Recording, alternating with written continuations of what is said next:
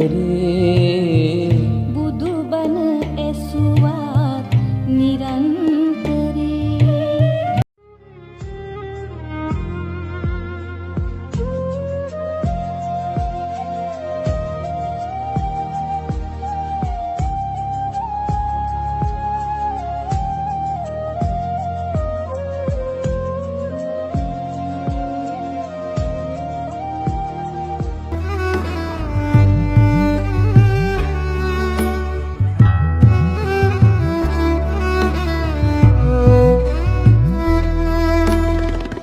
ඉරිහාර ලොකු පාත්‍රයක් හදලා පාන්දර පහමාරත් 6ත් අතර කාලේ මහසෑයට පූජා කරන්න.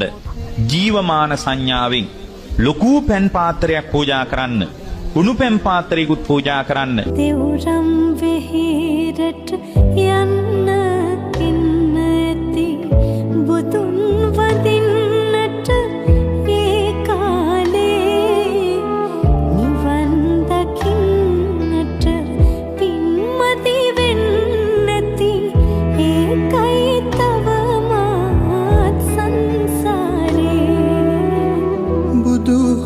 බුදුහාමුදුරු අපිත් දකින්නැති බනත් අහන්නැති ඒ කාලේ නිවන් දකින්නට පින්මදි වෙන්න ඇති ඒකයි තවමත් සංසාරේ.